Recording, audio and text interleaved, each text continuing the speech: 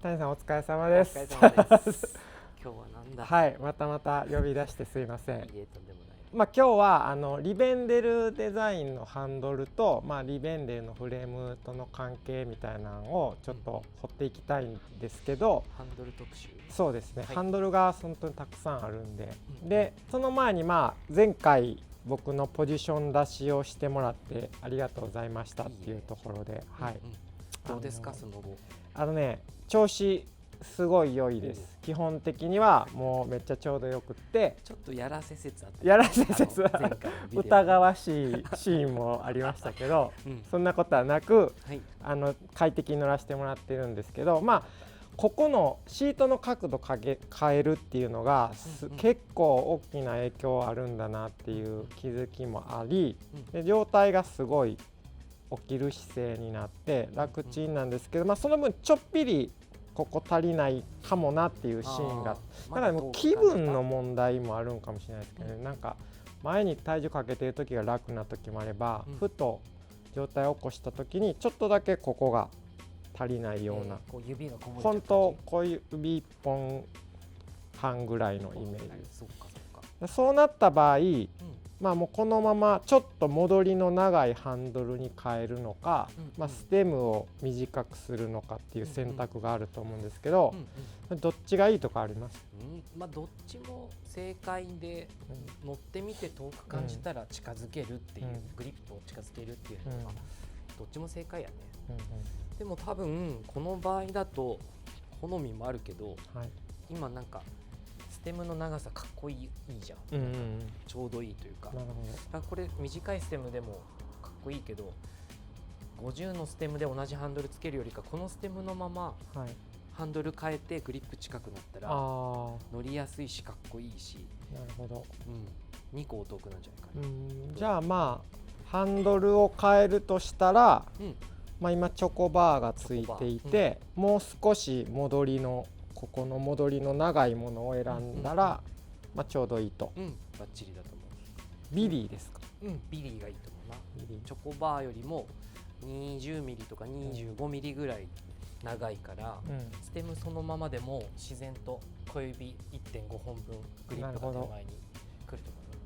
思う。わかりました。じゃあちょっとビリーを変えてまた乗ってみたいと思います。今日の本題は、リベンデルがデザインしているハンドルがすごいたくさんあるんですけど、まさにこういう時にちょっとだけ微調整したりとか、自分の乗り方に応じて選べるのが準備されてるのがすごいなって思ったんで、あんまないよね。フレームデザインしてる人がハンドルも一緒にデザインしてる。そう、ここまでなんか全部全てに微調整が効くってなかなかないと思うんで、今日はちょっとその種類の多さも紹介しつつ、どんな時にどういうハンドルを選んでるのかなみたいなのが分かるような動画になればいいなと思っております。はい、趣旨を理解した。はい、でですね、今日はちょっと谷さんに無理を言って、こっちにですねほぼ全てのリベンデルのハンドルと、それに合うじゃないですけど、ちょうどいい姿勢になるフレームとの組み合わせで作ってもらってるんですね。ほぼ多分全種類あるかな。どういう並びになってるかだけ教えてもらっていいですか？こっち側からハンドルの形的にステムがガブッと、ステムがハンドルをガブッと掴んでいるところを、ステムとハンドルの交点をゼロとして、結局自分が握る位置までの距離が遠い順から近い順に並んでる。なるほど。だからここか。そうですね。ここの位置が。ハンドルリーチっていうとちょっとドロップハンドルのリーチっていう数字があるからややこしいんだけど、俺はハンドルリーチって呼んじゃおうかな、今回の動画では。ステムで掴んでるところから実際に握るところの位置までの距離、ハンドルリーチ。じゃあこのハンドルリーチが長いと、たくさん戻ってくるから、まあ、ハンドルを近づけれるって感じですね。体に近いところにグリップが来る、状態が起こしやすいハンドルがこっちにいて、で逆にちょっと前傾というか、自転車の遠くの方に、手のひらがいくハンドルが向こう側にある感じ。はい。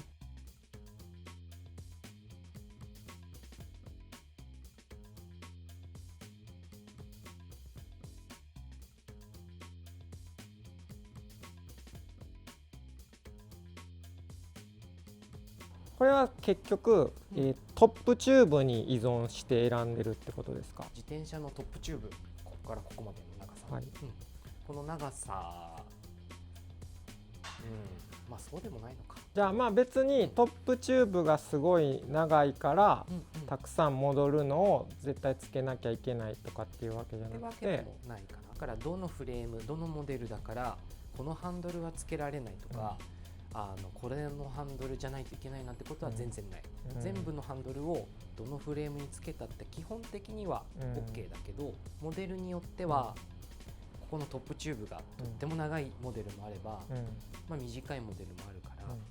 組み合わせによっては快適にならないこともたまにある。だ自然とその快適にならない組み合わせっていうのはつけちゃいけないことはないけど、あんま登場しないかなっていう、おすすめじゃないかなっていう話ですね。なるほど。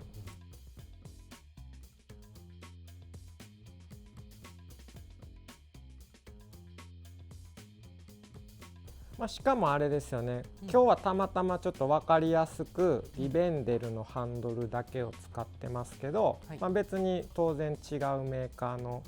ハンドルだっていいし、まあ、もうちょっとフラットなハンドルとかもありえるってことですよね。全然ある。好きなハンドルくっつけていいんだけど、他のメーカー入れちゃうと200種類ぐらいあるじゃん。そうですね。ちょっと今日は紹介しきれないリベンデルハンドル縛りまあ分かりやすいですね、一旦。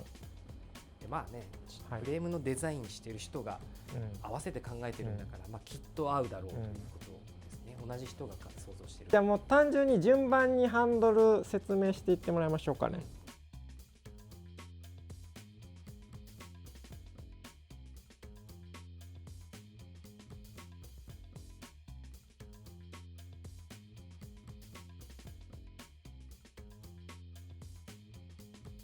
今日の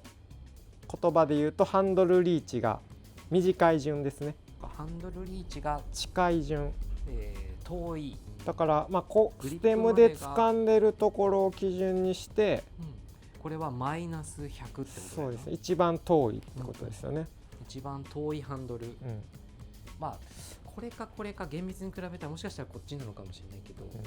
っぱこのドロップハンドルのヌードルバー、日本だと日東さんはMOD177 って呼んでる、日東さんの品番だと177、で、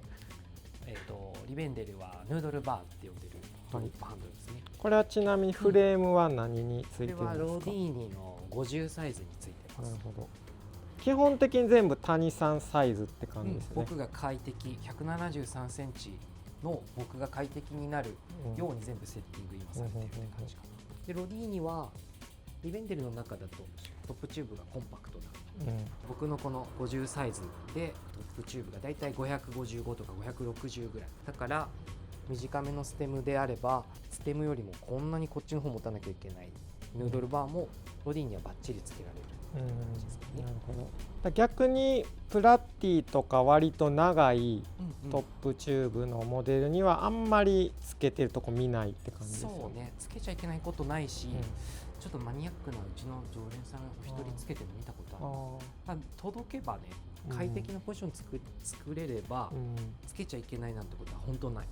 むしろなんとか工夫してつけて、筆快適に乗れてたら逆にかっこいいかもしれない。ただやっぱり俺とサブちゃん体格一緒だからさ、大体リベンデルフレーム一緒じゃん、サイズが、でこのホーマーとかロディーニが555ぐらいなんだけど、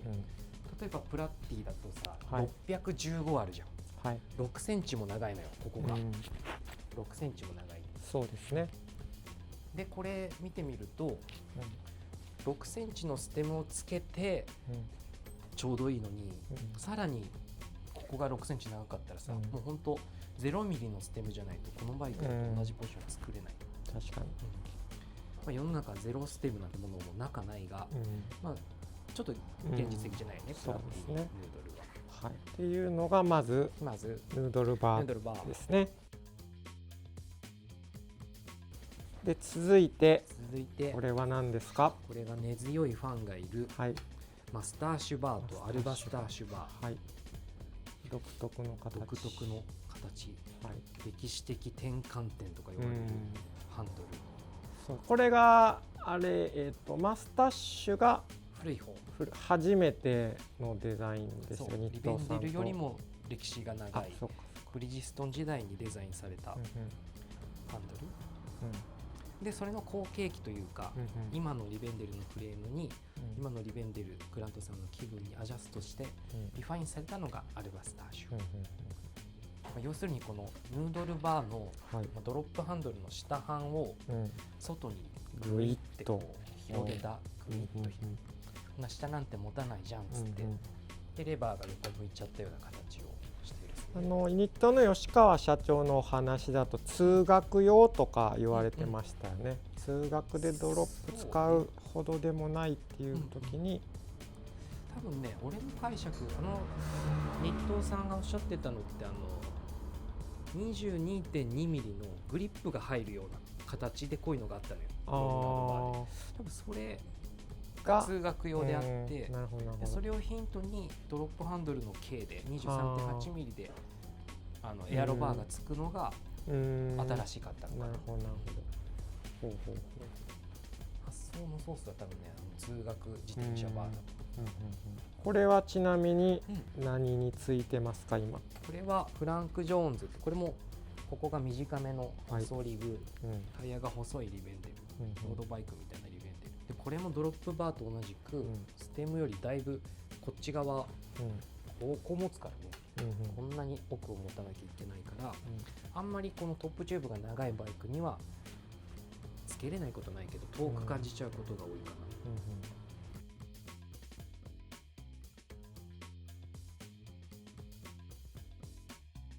こっちが後継機のアルバスターシュ、マスターシュよりもワイドになって、でリーチは短くなって、ドロップも浅くなってる、なんでよりこっちの方がコンフォートな形、で多分これは俺の憶測だけど、近年のリベンデルがどんどんトップチューブ長くなってるから、今までのこっちだと多分リーチが長すぎてハンドルが遠くなっちゃうと思うんだよね。だからリーチ削って近く、いろんなフレームにつけやすくなってるんだと思う。なるほど。これはホーマーヒルセンについてるね。割とこれだとこういう上げるステムが好みなんですか？どうだろう。これ結構ね、使う人によってすごくサドルよりも低くつけた人もいるし、僕はこうなんだろう、おへその高さっつったら大げさだけど、サドルの高さより手のひら1枚2枚上ぐらいの方が持ちやすいって感じるかな。多分ね、このマスターシュバーがなんか世にバーンと出た時のブリヂストンの古いカタログの、セッティングが結構ね前傾なの。サドルよりもこっちのハンドルが下についてるから、それが超かっこよく見えちゃうからみんな低くしがちだけど、本来はおへその高さぐらいのイメージなんじゃないかな。まあでもね、ドロップ量が少なくなってるとかっていうのはやっぱ上げ気味を意識してそうですもんね。そうだね。なるほど。ホーマーはね、現行のリベンデルのモデルだと一番トップチューブが短いから、ドロップハンドルとかマスターシュとか一番つけやすい。このサイズだと谷さん的にはドロップもつけても全然乗れるんですか？逆に言うとじゃあ戻り系だとちょっと狭いような。その通りだね。これは乗り方とか体格と選んだフレームによって全然違うけど、例えば僕173センチでこの51サイズのホーマーヒルセンだと、本当はこのボスコバーつけたかったんだけど、一番長い135のステムにボスコつけてもグリップが近すぎちゃったの。で150とか160のステムなんてないから、だからもうこれは僕の場合は僕とホーマーの関係だとつけられない。つけれてアルバトロスまでかな。そそれよりいっぱい戻ってくるハンドルはちょっと厳しいかもしれない。なるほど。じゃあフレーム狭間の人とかはサンドル何つけたいかでももしかしたらサイズ変わったりもするってことですか？ドロップつけたいから2個乗れるうちのちっちゃい方にしようとか、ずーっとボスコバーが快適に乗ってて、今回もどうせボスコバーだからでかい方で大丈夫なんて人も。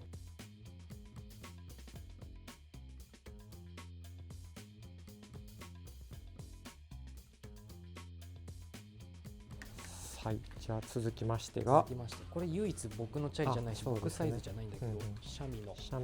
のプラティにハンドルはウェイビーバー、本当波の形の、リベンデルでほぼ唯一でもないか、フラットバーに近いような形、あんまりスイープバックしてない一文字のハンドルですね。これはね、お客様のバイクでよく使うんだけど、俺はねあんま使わないかな。やっぱ俺はこう拳が縦になるのでリベンデルになりたい人だから。ウィル君とか、その若い世代とかがあんまりこう戻ってくるハンドルじゃなくて、こう一文字のハンドルでこうガシガシ乗るような人が好み。自転車こう振り回せるからね、一文字のハンドルね。僕も一時期ねプラティにちょっとフラットっぽいのは、ウェイビーじゃなかったんですけどつけてたことがあって、確かにスピード感がちょっと入れやすかったり、体重乗せて漕ぎやすかったりみたいなのはあったんで、好みかなって思いますね。アクティブに乗る人は全然あり。でアルバトロス、これは歴史長くて、なんか人によっては世界で一番美しいハンドル。これ憧れる人多そうですよね。アイコンだよね、リベンデルのグラントデザインのアイコンのハンドル。これがアパルーサ、これはそうだね、フレームアパルーサについていて、さっき出てきたホーマーとかよりちょっと長いから、僕はぴったりアルバトロスが。アパルーサもドロップもいけるんですか？人によってはいけるかな。例えば僕みたいに54と51の狭間の人で、54選んでたら多分ドロップ無理だと思うけど、こっちの51だったらもしかしたら一番短い50ミリのステムだったらヌードルバーつけられるかもしれない。試してないけど。ホマーよりはやっぱちょっと長いので、どっちかというと戻り系が多いかなって感じですかね。戻り系がつけること多いかな。ですごい面白いのが、ホーマーヒルセンと、あと今今日ここにいないけどサムヒルボーン、サムヒルボーンとジョーアパルーサって、こう前が下がってないステップスルーじゃない3重視がいるんだけど、その3モデルがトップチューブが僕のサイズだと555、サムが565でアパルーサとアトランティスが575、1センチずつの階段になってる。もちろんその3モデルが手に入る時期で、ハンドルのこの感じとか微妙なサイズとか微調整してるときは、そこが1センチの階段になってるよっていうのを覚えておくとバチッとくるかもしれない。なるほど。でここから似たようなハンドルがどんどん出てくるけど、元祖がさっきのアルバトロスで、これを基準としてどうなっていくかみたいな感じかな。じゃあまずアルバトロスは皆さん絶対にまず覚えておいてもらって、これつけとけば絶対かっこいい。まず基準があって、で続いて横にあるのがこれチョコバー。これはどういう特徴が？これはさっきのマスターシューを除いて唯一例外でセミドロップバーなの。で天地があって、だいたいリベンデルのハンドルって状態を起こした方が安全ですし乗りやすいですよっていうアップライトなものが多いんだけど、これ俺は逆さまにつけちゃってるからアップでつけてるけど、ちょっとダウンでつけることもできるって感じ。これパッと見分かりにくいですけど、こうライズというか上がりが。本来デザインされた時は、これはこの付け方とは逆で、本当手のひら1枚ダウンする。なのでそうだな、僕の解釈だと高くしたくない、いっぱい戻ってきてほしいけど高さはいらないよって時にとっても活躍するですね。でアルバトロスよりも2センチ 2.5 センチぐらい長いから、アルバトロスだとちょっと遠いななんて時とか、ボスコつけちゃうと高さが邪魔やななんて人はこのぺったんこのチョコバーつけると、よく書かれてとっても快適。僕もプラッティは多分ね高くしちゃうとダメな気がしてるんで、まさにこれだと思いますね。高くするとこう全体重お尻に乗っかりすぎる感じがあるよね。そうですね。もう少しこう体重足にかけやすい感じで、これが、ちなみにフレームがチャーリーですね。で自分の適性より大きい57サイズだからヘッドのスタックがそもそも高いから、これにボスコつけちゃうともうそのサブちゃんの言う通り高すぎちゃうのよ。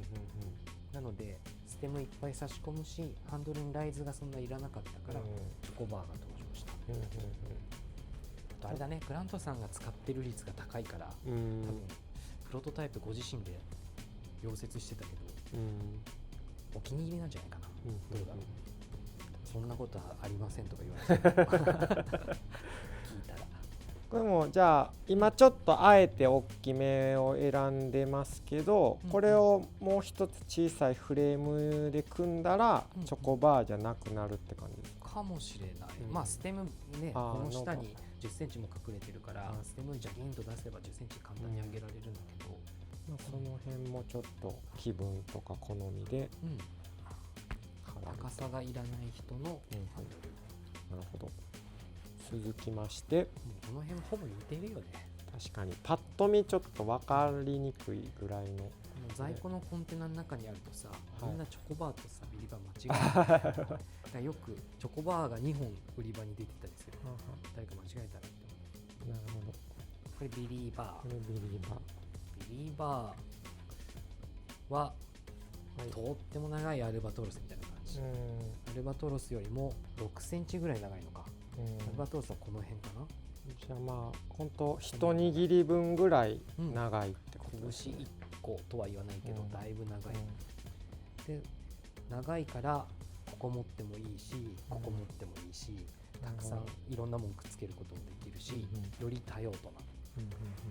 な。あれですよね、このブレーキレバーの前が握り1個分足せるみたいなことですよね。ここのとアルバトロスだとちょっとこう曲がりが始まるけれど、手のひらの中にもカーブが入っちゃう。こっちはもう完全に直線がまだ続くみたいなイメージですね。これはもう立ちこぎするとき、上り坂でここ持つのとっても快適で、とってもいいハンドル。だけど、こんだけ戻ってくるから、このステムのガブッというところから23センチを戻ってくるから、さっきのなんかホーマヒルセンとか、僕が短いバイクにこれつけようとすると結構長いステムつけなきゃいけないし、一番長いステムつけてもポジション作れないよなんてことも稀にあるかも。じゃあまあちょっとフレームを選ぶっていう感じですかね。メンデルの中だとここが長いやつとかだと、いい感じのステムの長さでつけれるかもね。クレムとか、プラティパスとか、ちょっとロングトップチューブモデルだとつけやすいかも。でこれは、ジェネについてるそうですね。ジェネはプラティパスと同じトップチューブの長さだから615ミリで110のステムでギリぴったりって感じ。あれが分かりやすいか。あっちのシャミのヒルボーンを見ちゃおうかな。シャミはサムヒルボーンにビリーバーつけてるけど、やっぱヒルボーンはホーマーに次いでここが短いから、無事にこの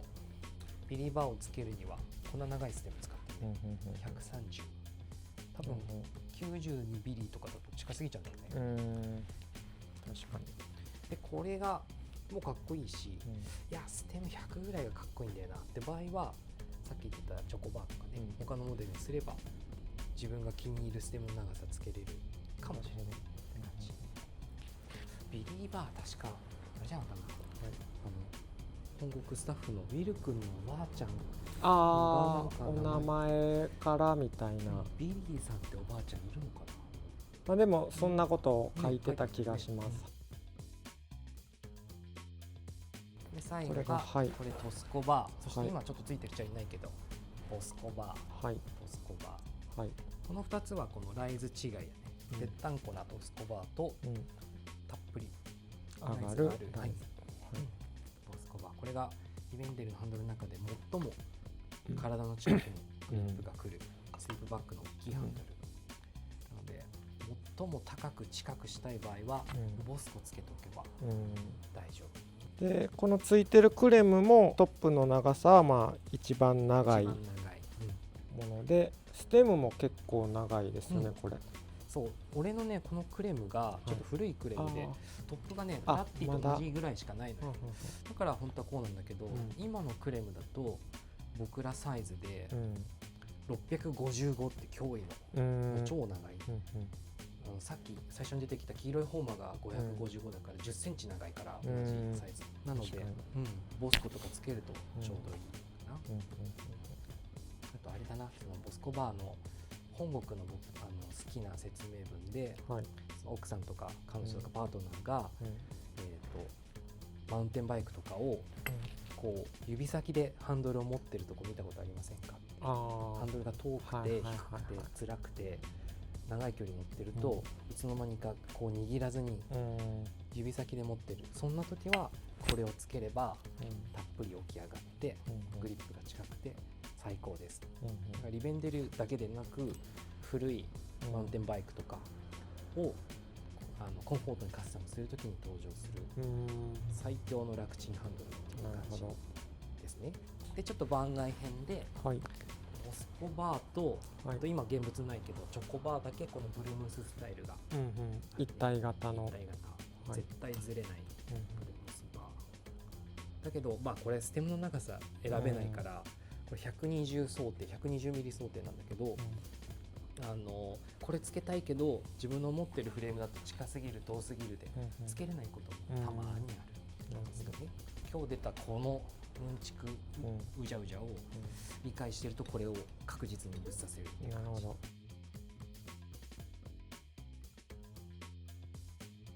ありがとうございます。まあ、ちょっとハンドルがこれだけあるっていうのと、まあ、選べるんだとか微調整できるんだっていうのが分かりましたから。で、ここで実験、こんだけうんちゃら偉そうにうんちくを言ってきたけど、本当にトップチューブとハンドルのスイープバックの位置関係っていうのが谷さん分かってんのかよということで、ちょっと自分に試練を出すわ。何をしてくれるんですか？じゃあまずジョーアパルーサを引っ張り出そうかな。ジョーアパ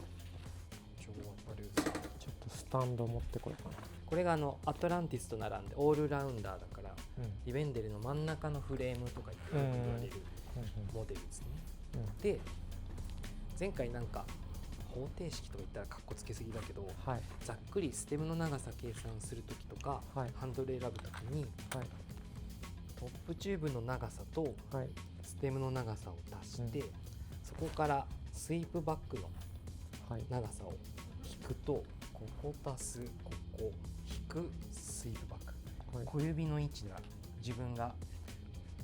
乗ってる自転車の小指の位置までの距離を数字で出すことができて、それをコクピットって俺は呼んでるんだけど、そんな言葉ないんだけど、このコクピットを同じにすれば、他のフレーム買った時とか、全然違う自転車組む時に、ほぼほぼ自分が前の自転車で快適に思ったのと同じポジションを作れる、目安の数字、もちろんシート角とか、ハンドルの高さとかでそんな厳密に計算はできないんだけど、っていうのがあって、前回サブちゃんのプラティパスをいい感じにしようって時もそのあれを使ったんで、式をだから試しに、トップチューブが 575mm のこのアパルーサ575、そうだね、575のアパルーサと全然それとはトップが違う。これにしようかな。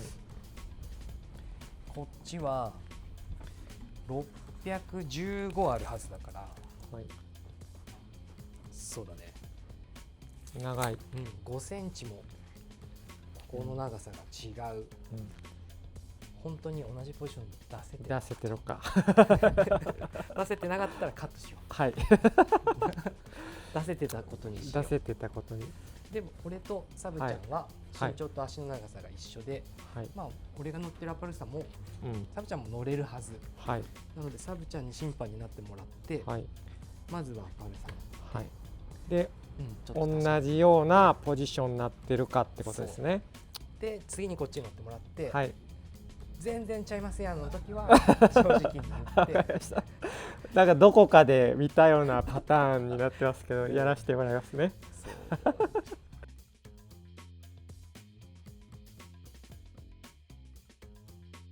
じゃあまずはアパルーサの間隔をトップチューブ565でステム100でハンドルがアルバトロスバー。ああでも乗りやすいですね。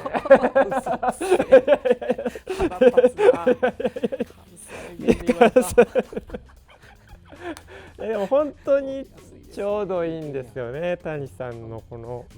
体格が似てるんで、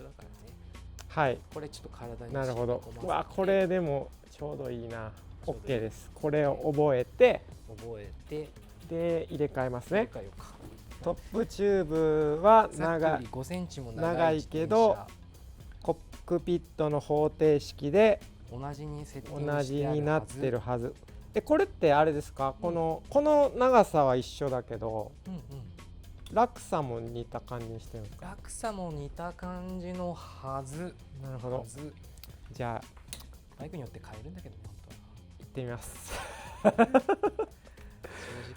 正直にね。正直に。トップ615、ステム110。どう？一緒ですね。いやいやでも本当にほとんど一緒だと思いますよ。はい。乗りやすいでしょ。すごい。お、よかった。やばい。これでだから、ビリーの場合は、こっちもいけるんですよね。そっちもいける。なるほど。持つところが選択肢が広い感じですね。ブレーキレバーのところは、さっきのバイクと多分プラマイ5ミリぐらいだと思う。あでも本当にほぼ一緒ぐらいだと思います。すごい。なるほど。こういうことができるんですね。フレームのトップが違ってもハンドルでちょうどいいとこにちゃんと持ってこれると。なるほど。でそのハンドルの長所を生かしたり、どうたりができる。素晴らしい。ちょっと今日はハンドルとフレームの関係を楽しいな。はい、話してもらいましたけど、まあちょっと一回聞いただけだと多分僕も全部は分かんなかったとこもあるんですけど、まあ、ちょっとお店に来て相談してもらえたりですね、自分でもなんかもしかしたらこっちかなって変えてもらったりして楽しんでもらえるんじゃないかなって思いました。はい、ハンドルカスタムすると楽しいしね、新車買ったみたいな気持ちになるよね。そうですね、全然気分変わりますもんね。なんで長く遊ぶには本当に面白いカスタムだと思います。はい、ありがとうございました。ありがとうございます。